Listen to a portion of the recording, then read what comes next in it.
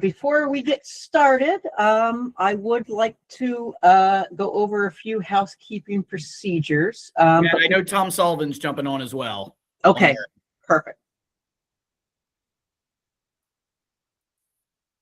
Kevin, do you need to test anything on your end? Nope. Perfect.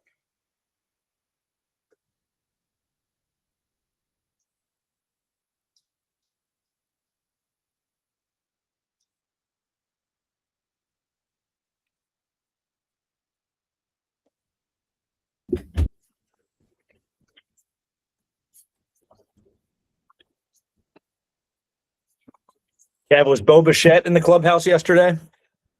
No. Come on. I thought he was meeting with them on Monday. I didn't answer that one. I just said he wasn't in the clubhouse. Fair enough.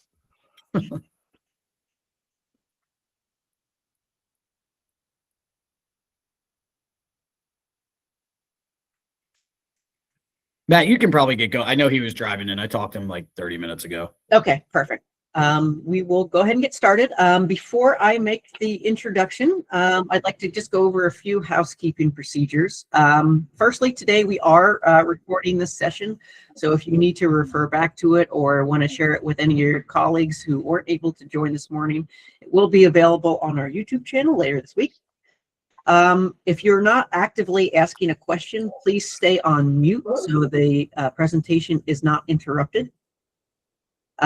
The cameras are 100% optional, but sometimes it is nice to see the face along with the voice. There is one button on your screen I'd like you all to avoid hitting. It's a rectangle with an up arrow. That's the share screen button. Please do not click that, as that will interrupt the presentation. If you have questions, please raise your hand or put those into the chat, and I will prompt Kevin as appropriate. If there are any technical issues, please put those in the chat as well, and I will do my best to help you through those.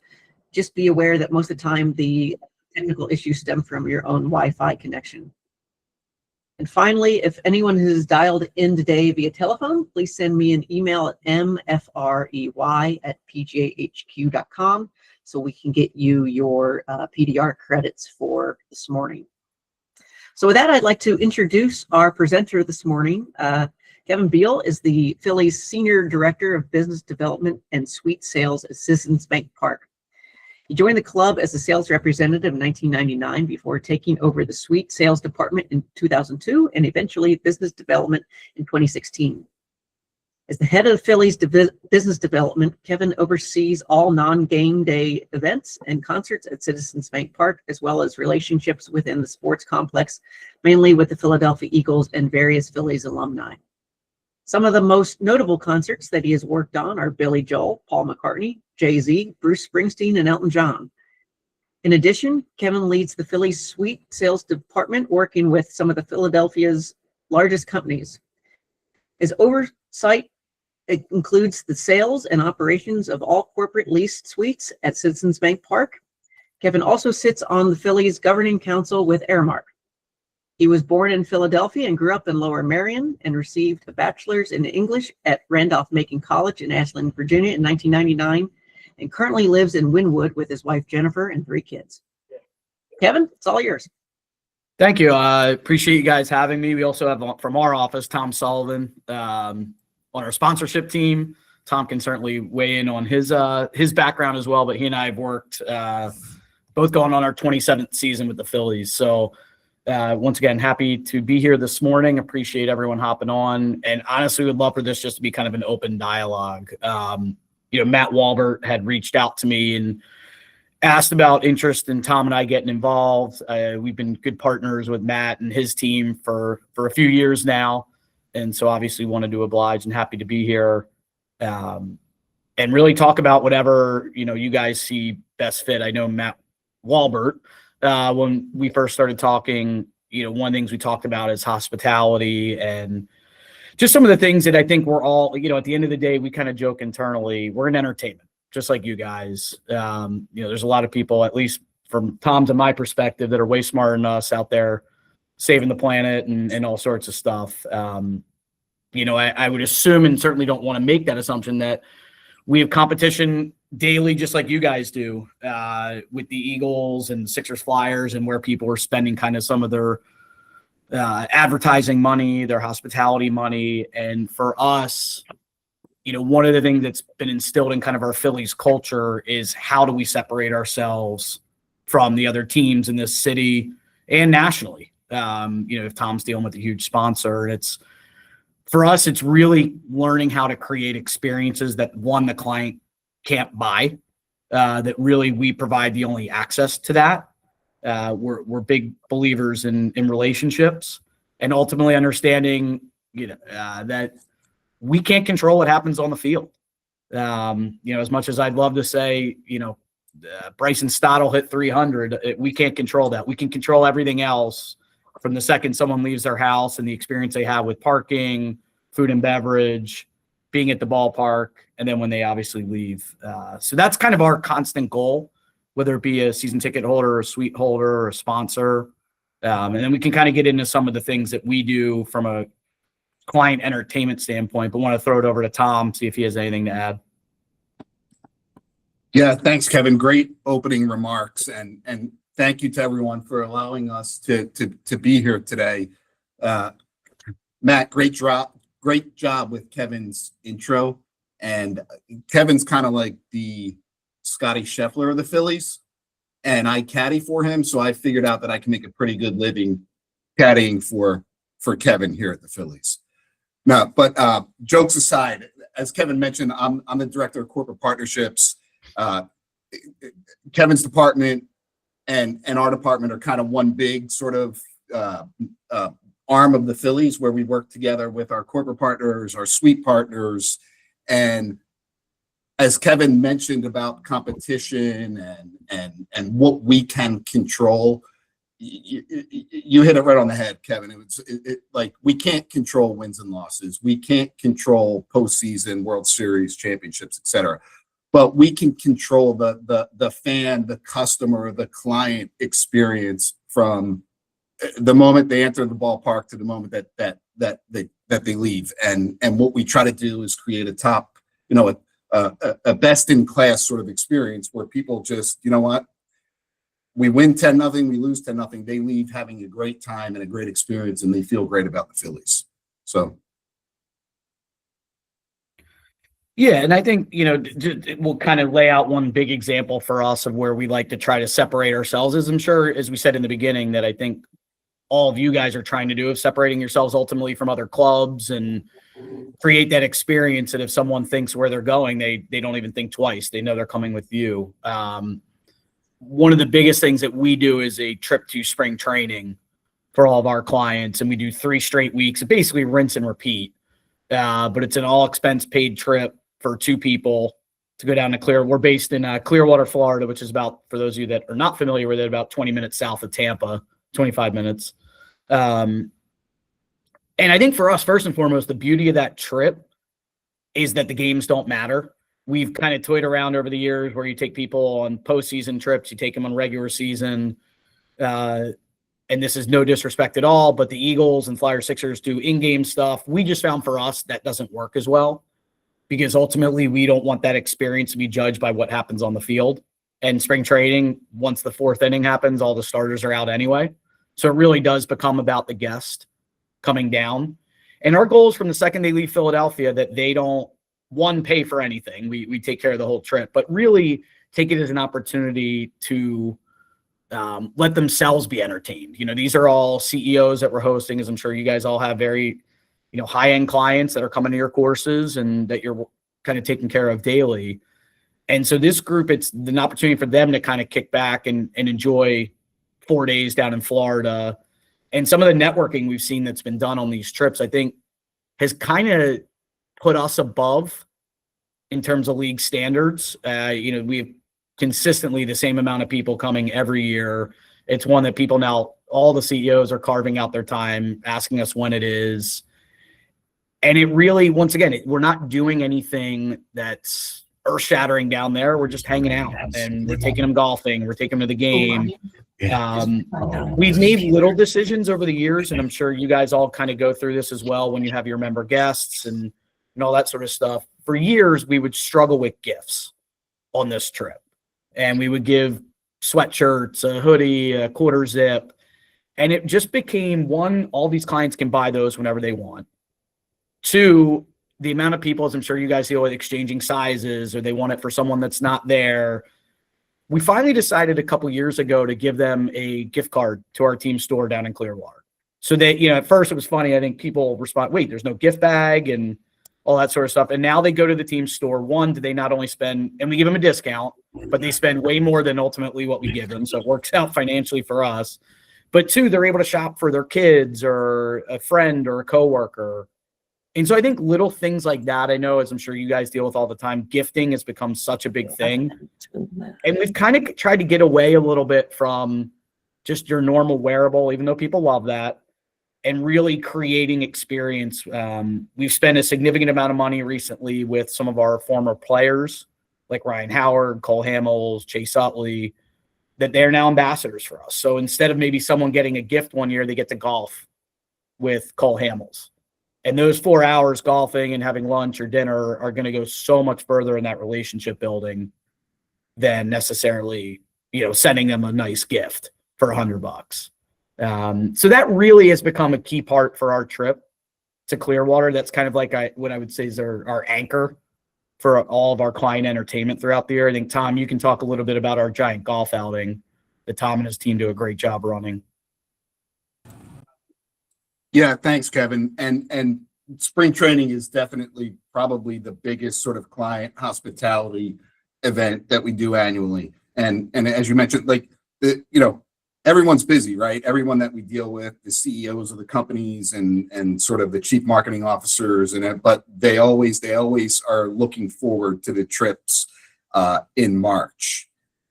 And then kind of the 1B to the spring training trip is a sponsor alumni golf outing that we do. That is always, I'm not going to say 100% always, but it's always the Monday after we celebrate alumni weekend at Citizens Bank Park.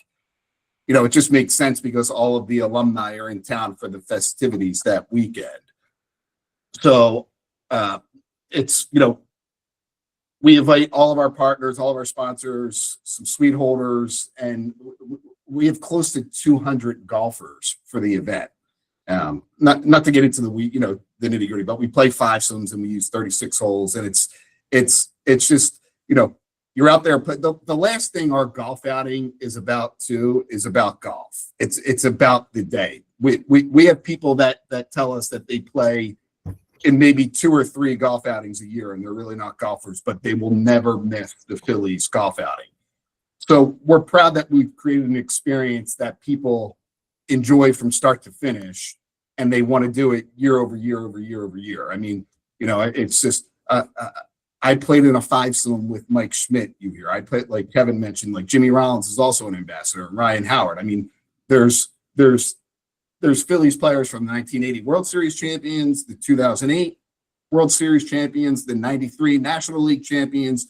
I mean, all different eras, all different spans of time in Phillies history. And it's just, you're creating memories that last a lifetime, and that people can tell their friends and their family when they see them over the summer. I mean, it's a really special, special day. I think the other thing I was just thinking about as Tom was kind of talking about our golf outing too, that I wanted to just kind of bring up as a topic. And then we'd love to honestly open this up for any, Tom and I both, they said, been here 27 years, and we'd love to hear from you guys and things you're doing and any questions. But, kind of in the same lines of controlling that experience, I do think sometimes we, at least from a Phillies perspective, from professional sports, tend to overthink things in terms of what we're doing. And I think for us, a big example is our partnership with Aramark here at the ballpark. As I'm sure you guys all have unbelievable chefs that work at your clubs and, things that you're constantly dealing with. We tend to overthink the food and beverage we have. I think at the end of the day, people here, when you look at what's sold the most, it's crab fries, it's hot dogs, it's cheesesteaks. And we try to be real creative with coming up with different things, but that's what people want. And I think, at least as someone that's an avid golfer, when I go to a club, I think the same thing. Yeah, it's great to have some nice food options, but when you finish a round in August and in Philadelphia, it's hot. I don't know if you want a big thing of French onion soup. So I think it's working with our caterer to kind of constantly create that experience. Another thing we do for our guests is it's so simple, but it's probably one of the best things we do is every Sunday on our suite level, we have free ice cream sundaes for all kids. It costs us very little money. A sponsor's excited because they're giving out a bunch of ice cream and they give out coupons sometimes. And that's what people look forward to. I mean, we've talked over the, oh, do you do the high-end martinis and this, that, and the other? Yes, there's a time and place for that. But at the end of the day, it's not overthinking for us what baseball is. People want to come to a ball game and get a good hot dog, get a good cheesesteak, get an ice cream sundae. And that is kind of what rules the day for us. It doesn't mean that you don't have to have, at least from our perspective, these high-end opportunities for clients and guests. It's sometimes just boiling it down to relationships and giving people what they're coming to the game for. All our clients, just as I'm sure a lot of your members, they have the money to go to any restaurant they want. They can buy any quarters if they want.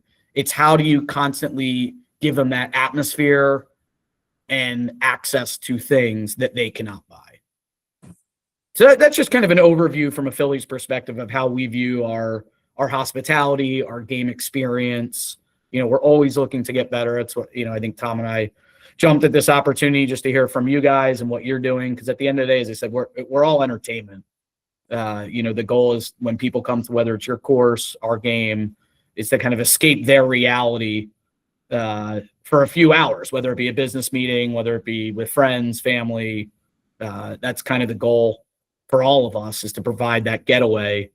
That's how people view either their course, their membership, their season tickets, whatever it might be. Yeah, as Kevin mentioned, I can't believe we've been here for 27 years. It does not feel like that ever. And we do have a tendency to sort of, you know, overthink things. And I can't speak for Kevin, I'm just speaking for myself. It's like I've never lost that mindset of the just how special it is, Citizens Bank Park, to people, and how much the Phillies mean to people. So something that's like commonplace for Kevin and I, you know, like to walk on the field during batting practice and just, you know, and just be right behind home plate. We realize that that's not commonplace. Like you see people's faces light up and it's like just, you know, their hands are shaking as they're going for their cameras to take a picture of Kyle Schwarber, who's, you know, 15 feet away and stuff. So it's just, you know, perspective and just always, you know, not sort of, you know, being here a long time, not forgetting like, you know, how unique and how special these assets are that we have and the experiences that we could deliver to our clients. And I think the same would be said for all of your guys' involvement in your courses. Is, you know, for Tom and I, we're both big golfers. I will never get tired of going to a golf course. The second you play, it's exciting, it's fun. I love playing new courses. And so I think, you know, we're all guilty of when you guys are showing up at your course every day or we're showing up at the ballpark. You know, I think we all need to remind ourselves, especially when it comes to the Phillies, this might be the person's only game they come to. And how can we just make that as enjoyable an experience from the second they leave their house to the second they get home? Just like as I'm sure people show up to your courses that ultimately you can't control how they shoot that day. But from the second they pull in and drop off their clubs and the meal and everything, it's all part of that experience that, you know, whether they shoot a 70 or 100 at the end of the day, they said, oh my God, it's just a fantastic day. That's kind of our view, you know, overview on our client entertainment with the Phillies. Go for it, Matt. Hey, Kevin, Tom, thanks for taking the time this morning to be here. And, you know, you kind of mentioned it before where you guys control the atmosphere of the ballpark from the moment you park to food and beverage there, but you can't control whether or not Bryson Stott hits 300. So that kind of resonated. And I know there's a lot of parallels between, you know, the member guest or customer experience at the golf course and then the golf industry. Do you guys look at things like across the industry, across the NFL, NBA, or are you surveying your high-end corporate suite sales or your VIPs after each season to see kind of what they're looking for? Because it seems like every time I go to the ballpark, which isn't too often anymore, there's something new there where, you know, 2 or 3 years ago, it was like Shake Shack and then Mako Pizza. And I know you mentioned you're going to carry more high-end items in the pro shop. How are you guys kind of evaluating internally to keep making sure the experience is different kind of every time you go back? Yeah, I think, Matt, that's a great question. And I think for us, it's kind of a couple things. It's one, I mean, the answer is yes. We're constantly talking to teams across the league, other sports, other entertainment. You know, I do a lot of our concerts, so I'm constantly talking with Live Nation to hear what they're doing. And I think for us, the goal, you're right, is to keep that core kind of entertainment the same, but sprinkle in things every year. We do a What's New at the Ballpark event every March for the media, for all the giveaways we're doing, the new food items we're bringing in, new clothing lines. So it's kind of that balance, right, of how do you create the same thing so there's that comfort zone. They know when they're coming. You know, it's amazing, season ticket holders, we're constantly polling them of they come in the same entrance, they go to the same concession stand. And so they become creatures of habit, which in one way is a good thing because they're comfortable and they enjoy that. It's two, you're also spending money on infrastructure and new things, and you want them to be aware of that stuff. So I think things like, the push notifications and stuff like that we do to try to alert them of, hey, come to the store. There's a new, Sunday Red brand that's out here. And if you come in the next half an hour, you get 10 minutes off or stuff like that. So I think we're constantly trying to keep the pulse of the fan from surveys and talking to other teams. I think a lot of it too is Tom and I are guilty. We've both been here for a while. We've developed obviously a lot of long-standing relationships, as I'm sure a lot of you have with your members. It's just conversations. I think, as I mentioned earlier about our Clearwater trip, the Eagles do a great road trip. They do a fantastic road trip during the regular season, and you fly with the team. It's really neat.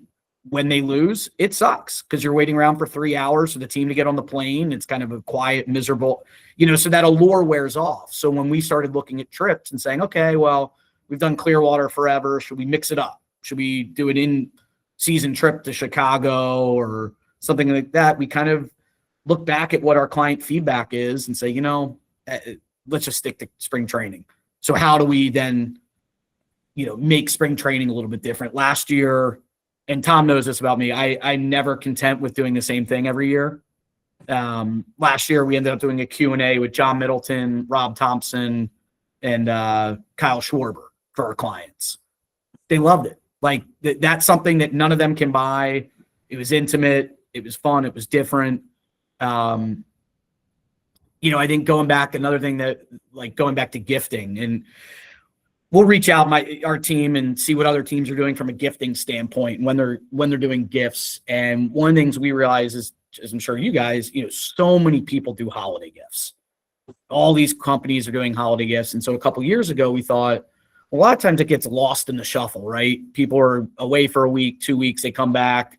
There's 4 different boxes. We did a DeBruno Brothers Thanksgiving gift. We've never done a Thanksgiving gift, but we purposely did it right before Thanksgiving, and it's probably one of the most popular we've done ever. Not because it was DeBruno Brothers, but because the amount of people said, oh, this is great. I can bring this to my Thanksgiving.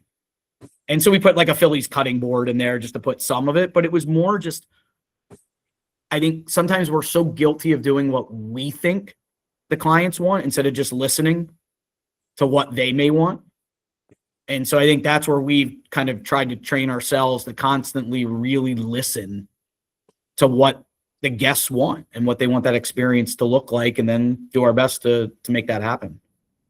Yeah, Matt, excellent question. We do everything is digital, right? You buy your tickets online. They're sent to the MLB ballpark app. So we know that you've been here to Citizens Bank Park.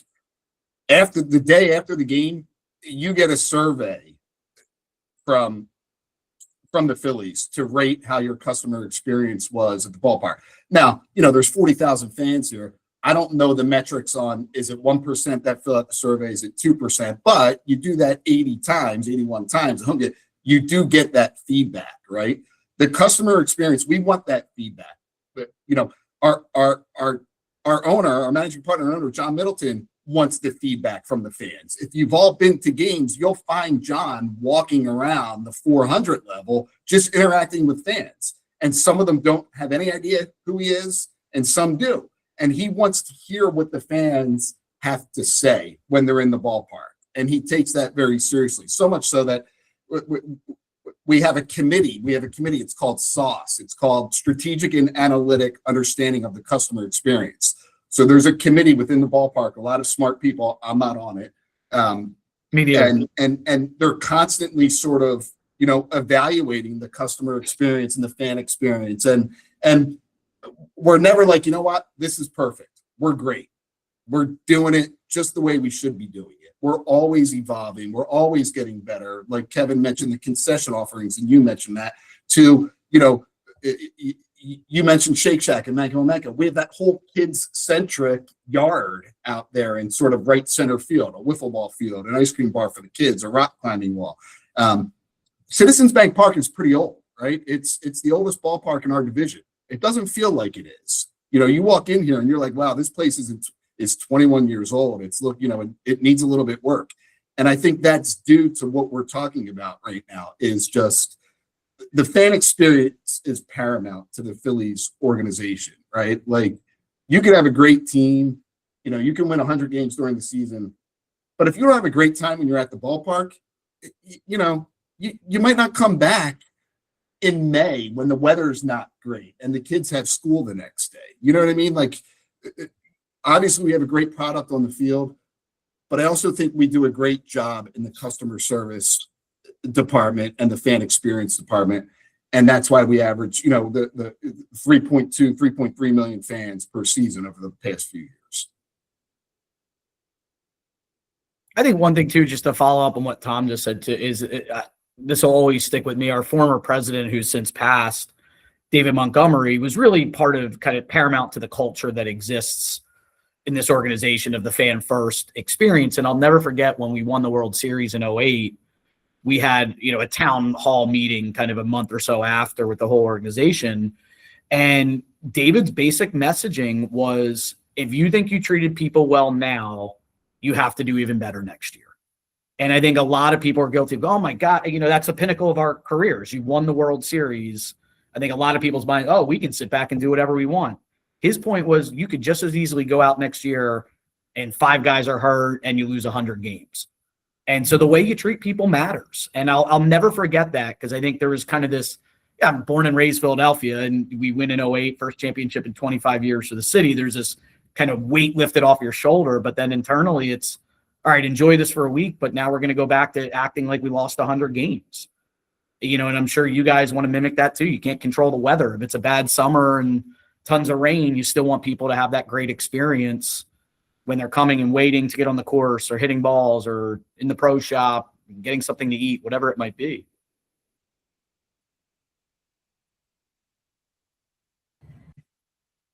Guys, I'm curious how your concerts and your special events differ from your day-to-day game day days.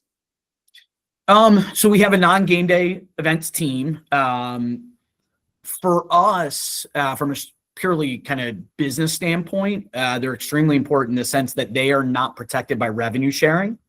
So every baseball game we have, money goes into revenue sharing, and where our payroll is and our financial numbers, we are constantly putting money into revenue sharing. For us, for concerts, for trade shows, for beer fest, whatever it might be, that is 100% Phillies revenue.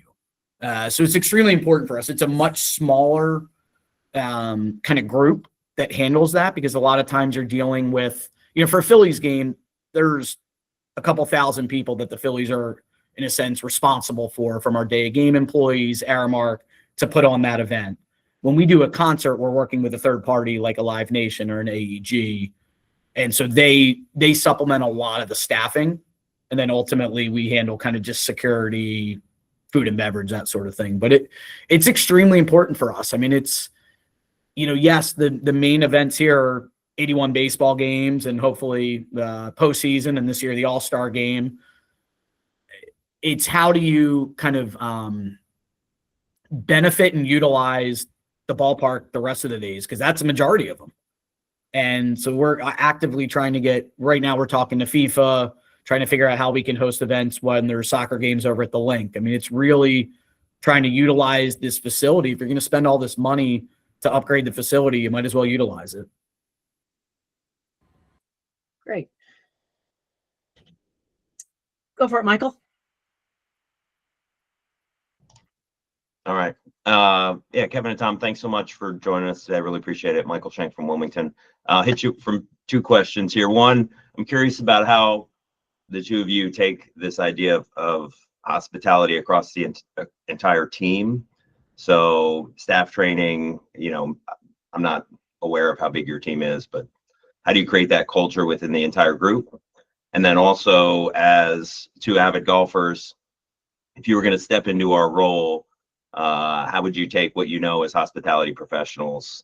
What would you focus on from our point of view? So from a training perspective, I think a lot of that goes to your hiring, right? It's funny, the amount of people, I always catch people off guard when they interview here. They'll come in and they'll hand me their resume and all that. I just turned to the side and said, I want to hear you tell your story. I can read it on a piece of paper. I can read it in advance, but I'd rather see the energy that they have. Just like you guys, yes, we have certain kind of aspects of the organization that are very accounting, architects, that's a certain degree. But for us, when we're hiring anyone that's going to interact really with the fan, it comes down to their people abilities. And so a lot of it starts with the hiring process. We have a pretty robust internship program. So we from any given moment have 10 to 15, what I'll call organizational interns that are a full year post grad. So they get health benefits, but it's a 1-year internship. And really kind of the crux of that internship is to see how they interact with the fans. One of the things we do is we throw them in a lot of kind of our starter things from a hospitality standpoint are taking fans on the field for batting practice and like a behind the scenes tour.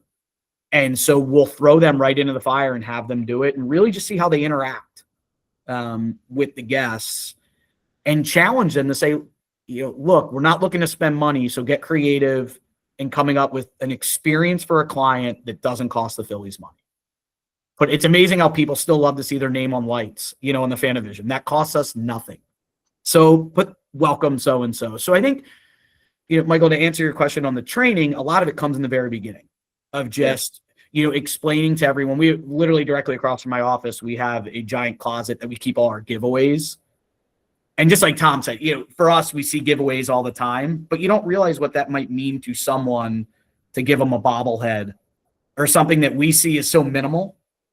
And so we really encourage when people say, an intern or a sales associate might say, oh, I need to get an autographed item. And it's like, no, start with something smaller, create that experience, invite them down to a game, meet their kids, save that in your phone, their kids, and then shoot them a text when it's their kid's birthday. Little things like that just creates that personal touch. So a lot of it, I think, goes into the training early on and explaining to them all these assets that we have.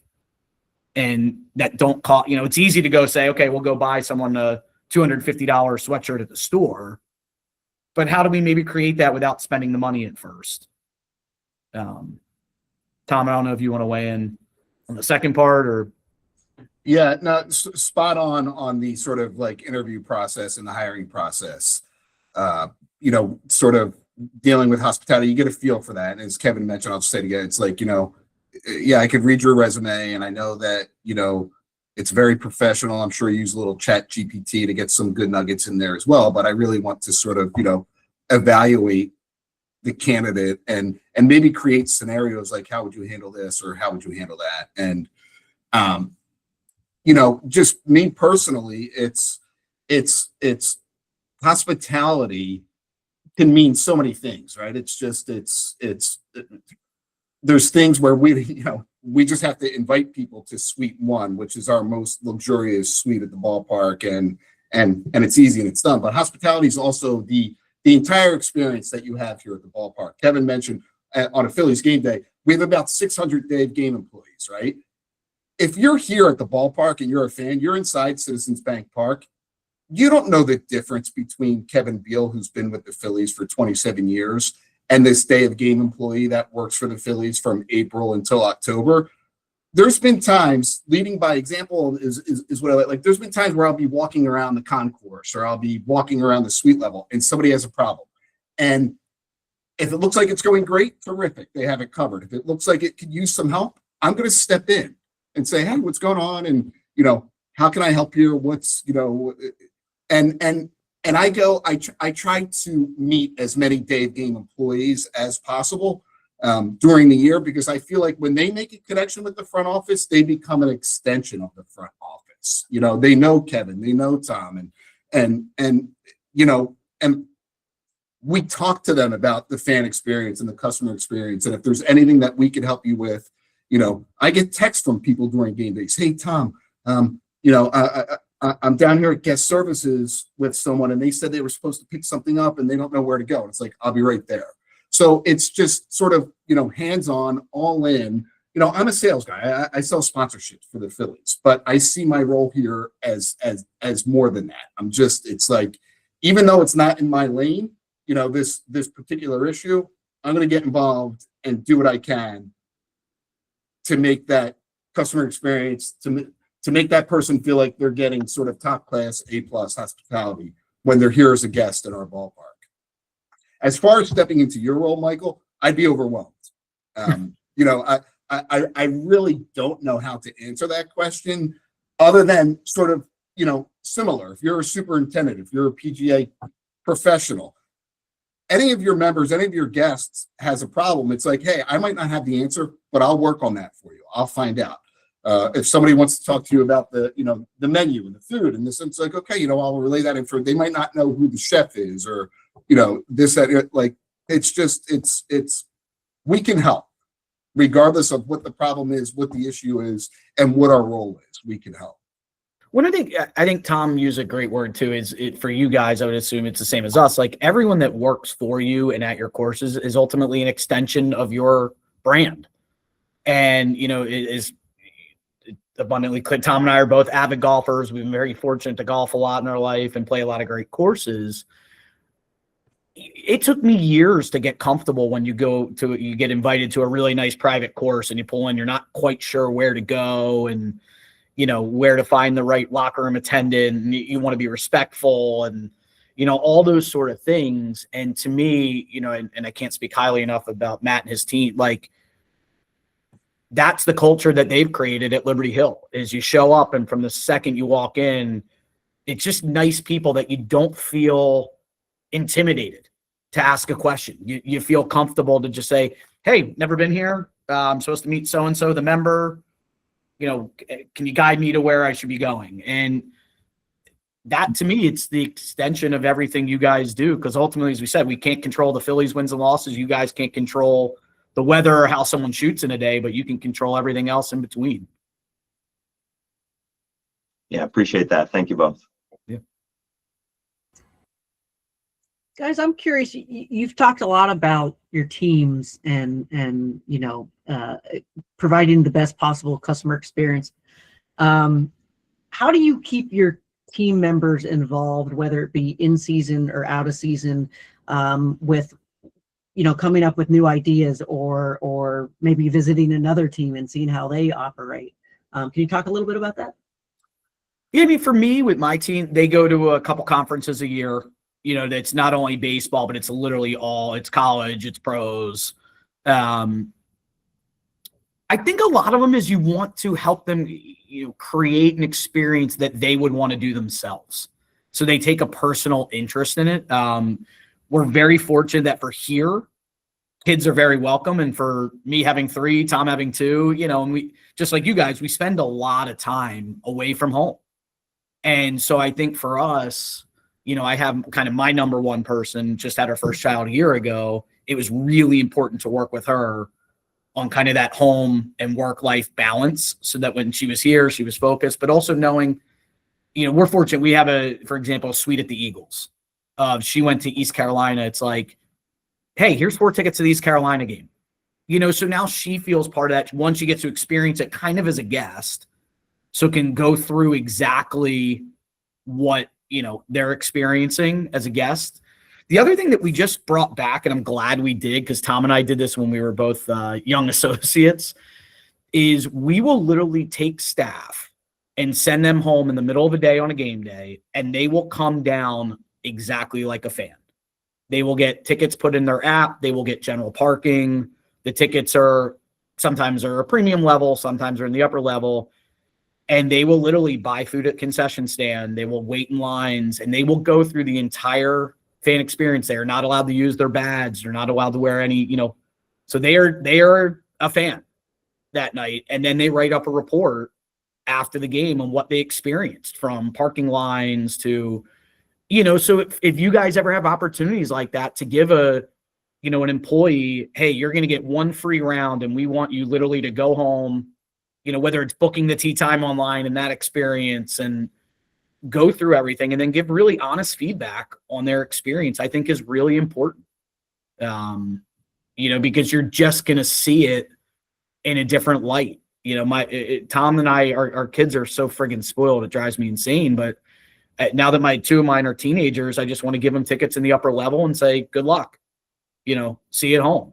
And then hear what they say about waiting in a line or how much they had to pay for, hopefully just a water at this age, not yet Surfside. But, that to me, that's important, is to understand. So, Matt, to answer your question, I think that's really key with our own staff to keep them motivated. Is they go home and they may see something and go, oh my God, I had a horrible experience at this, how do we make this better? Or vice versa. Oh my God, I got to make more people aware of this new stuff in the store. It's awesome. It was a great experience. You make them feel part of that team, and then they, they're going to be more engaged. That's really cool. David, go ahead. Guys, thanks for doing this today. I appreciate it. Dave Ultimus, general manager at Trout National down in South Jersey. But how often do you guys talk internally with sort of, I look at it two different ways. There's the marketing of the Phillies nationally and internationally, with those 600 people, to get them to understand the brand of those seasonal, every day at the ballpark people. Can you talk to that a little bit? Sorry, Dave, you broke up real quick right in the middle of that. So if you don't mind repeating. Yeah, so talking about brand, in my mind, it got sort of how you market nationally and internationally on television and however you do that. But then there's also, to me, like, we talk about our staff with our brand, the boots on the ground people. Like, so it's the people, those 600 people you mentioned in the stadium on any given night. If you guys could talk about how you sort of ingrain your staff with that and how important that is. Yeah, I think it's twofold, right? It's, from an international and kind of national exposure standpoint, I mean, for us, social media has ruled the day. I remember when Tom and I started, one that didn't exist, but as of a couple of years ago, we literally had one person at the department. Now they have 10.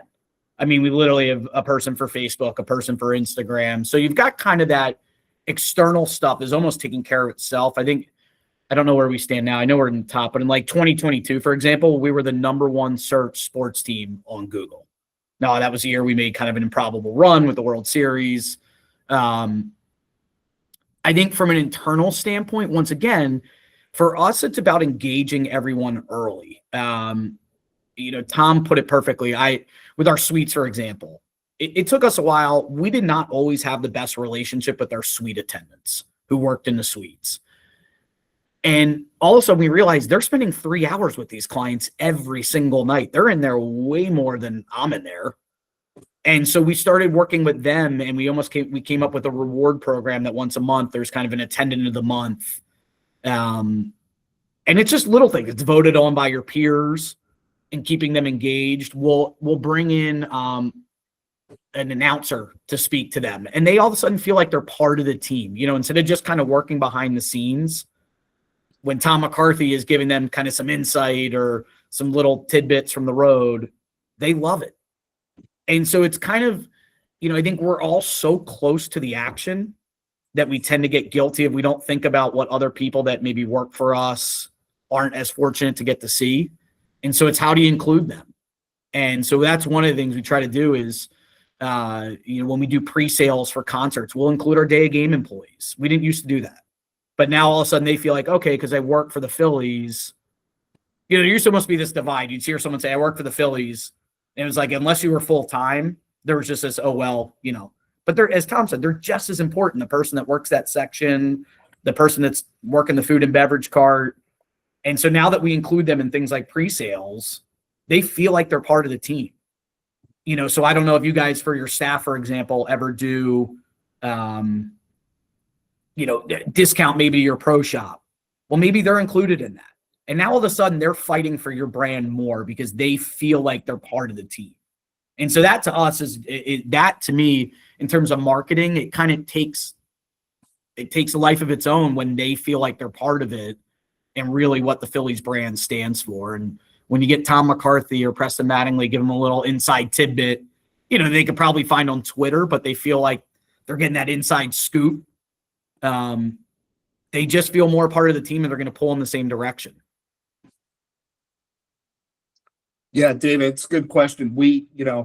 There's about 6.5 million people that live in the Philadelphia DMA. 3.5 million identify as Phillies fans, and that's people who watched, attended, streamed, listened to a game, right? And those other 3 million people are we going to get them to come to a game? Maybe, how do we turn those people into Phillies fans, right? How do we market to those people? Kevin mentioned our social media team being sort of, a well-staffed team. We also have a brand marketing team, and that's their job, right? They come up with the radio commercials. I love our TV commercials. I think they're very sort of,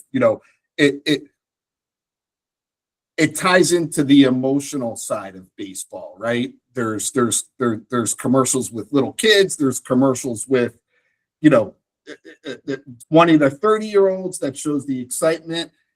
So they're constantly working on sort of our brand messaging and our approach, right? We don't run a lot of TV or outdoor out of market. A, we're not allowed to, and B, it's a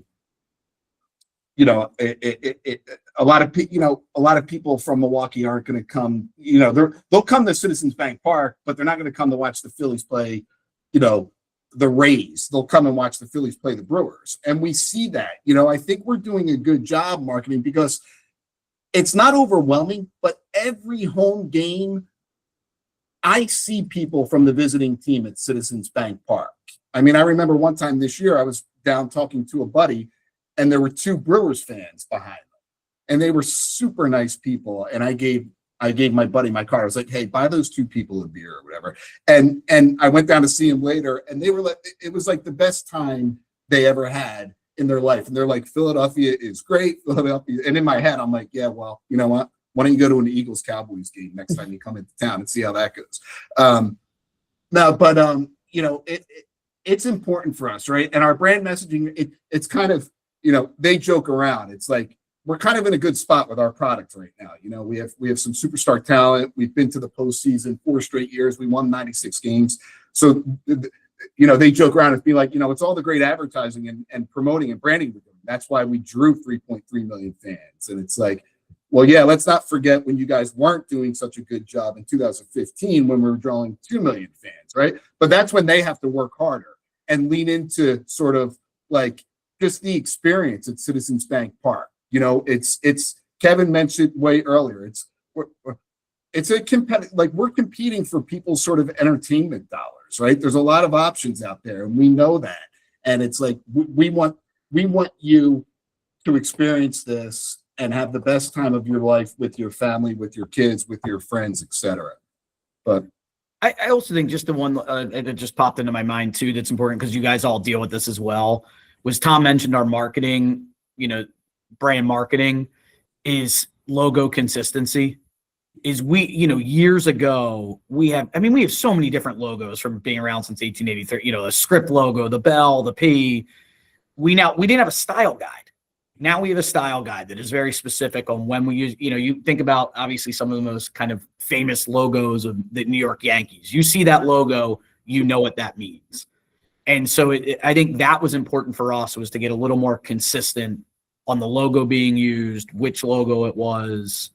And we're doing that with the ballpark right now, just going around, we've added a lot of new things, as Matt Walbert brought up. The ballpark at times can look a little hodgepodge. It's how do you make it more consistent? Because I think ultimately all that is doing is going into the overall marketing of your team, that when people see that red Phillies P, they know it means a great experience. They're in for a good time regardless of the win or loss. So I think that's important too. Guys, you mentioned a few times that you obviously can't control what happens on the field, but has there ever been a time, or can you give an example of where you might have had to pivot mid-season, whether it be because, oh, all of a sudden the Phillies are playing a lot better and we have to change some things, or maybe it's I'm from Cincinnati and maybe it's a red style collapse at the end of the season. Yeah, I mean, for us, that's the beauty of the way the ticket industry, I think, has gone, is an easy answer. That is dynamic pricing. And that one, so on the front end, you really are able to convince season ticket holders, hey, your prices will be static regardless of how the team's doing. And then you have this kind of universe of individual tickets that are sold, which make up half of our attendance every year. You dynamically price it. The team's going great. You can kind of move the prices up. Unfortunately, you get a bunch of injuries, teams maybe not performing to expectations. You can create ticket bundles, you can flash sales. So we've really tried to utilize that over the last couple of years. We have a business analytics team that does a great job of kind of mapping out in advance. Hey, historically, when we do a bobblehead on a Friday night between May and August, it's going to sell out, regardless of team performance. For us, our fireworks games have always been really, since I started when we were losing 100 games, fireworks still sold out.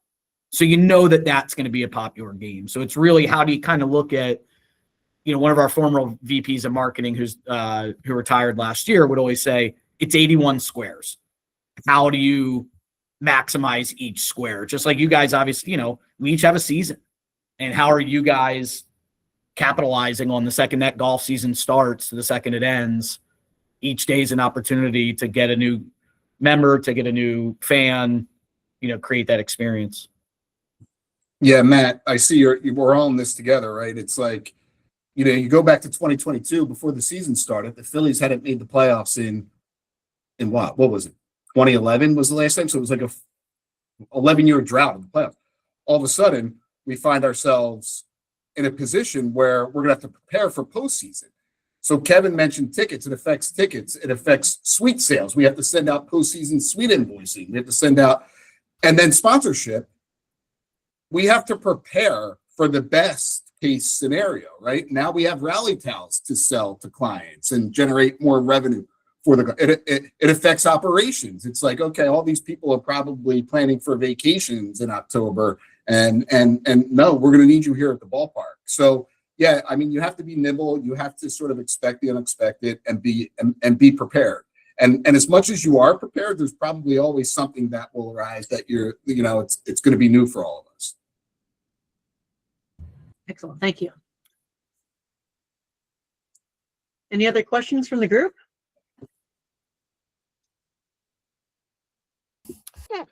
Hey, sorry guys, I keep jumping on and off with a 2-month-old.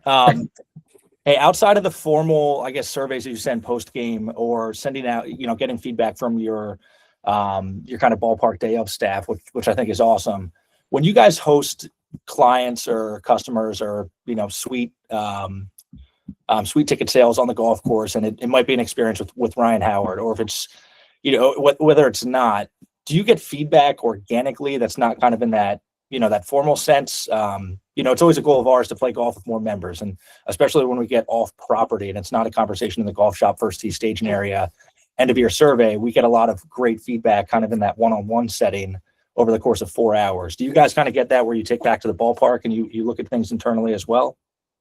Absolutely. I think your example of Ryan Howard's a perfect one, because we had kind of a gap with our alumni for a few years when we weren't the best, and those guys from the 08-09 kind of run were either still playing their last couple of years or just retiring, unsure of what they want to do.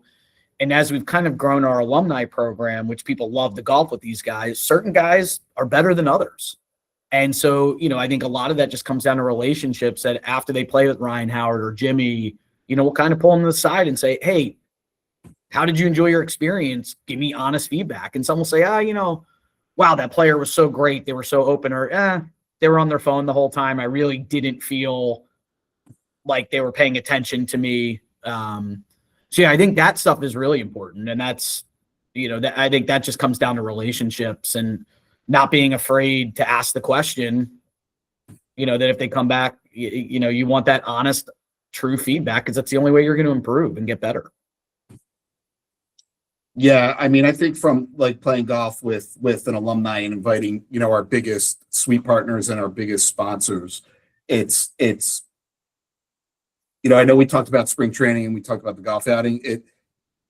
It's unbelievable. And Kevin said it, like each guy is different and they're authentic and they're genuine, right? But they all know what they're doing. They all know why they're ambassadors.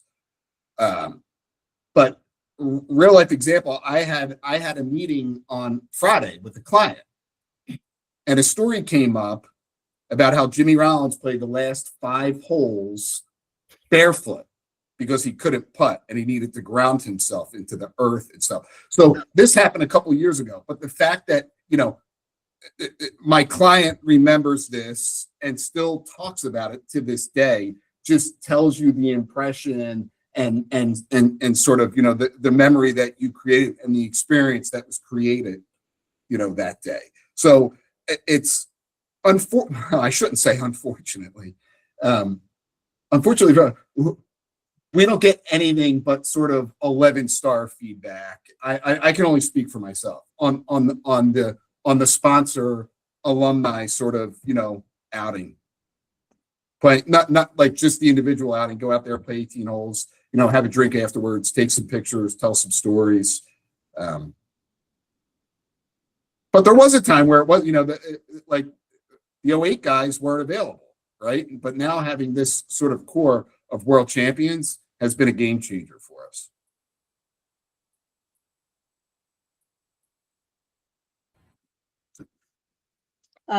If there aren't any other questions, I just have one to end with. I'm just curious, guys. In our industry, I feel like with the people we run into and the places we get to go, there's a lot of pinch us moments, like pinch me, I'm dreaming.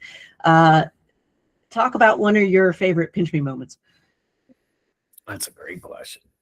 I got one that it pertains to golf. And he's gonna be mad at me for telling this story, but years ago we played the Kansas City Royals in the home opener, and George Brett came in, and I was always a big George Brett guy. I always saw, and I'm born and raised Philly, and I'm sure I'll get killed for saying, I think George Brett, after meeting him, would have been a perfect fit for Philadelphia. Mike probably personality wise would have been better for Kansas City. But the 4 of us played, and it was me and Tom versus George and Mike, and Tom came out of the gates. I think he birdied the first 2 holes or something like that. And he's got a, shot on the par 5 3rd hole. And right as he's coming down on the ball, George Brett just said, it was kind of quiet. It was early morning. Didn't really know him yet. George Brett said something effective, Sully, you ever been -2 after 3 holes? And Sully just shanked the shit out of it. But in a great way. And he's a great golfer. It just kind of broke the ice. And it was one of those, like, I think we get also wrapped up, and it can be hard for us to take time out of our daily schedules to, play golf for 4 hours and all that. It was like, this is cool as shit. Like 16-year-old Kevin Beal, if you're like, he's going to be playing with Mike Schmidt and George Brett, and it's just going to be fun. It's going to be no different than playing with 2 buddies. Those are the moments you kind of step back, minus obviously winning the World Series and all that was unbelievable. But, you just constantly remind yourself, everyone's just a person. And then it just kind of opened up another 3.5 hours of storytelling and comfort and laughs. And so that was one for me, for sure. That's awesome.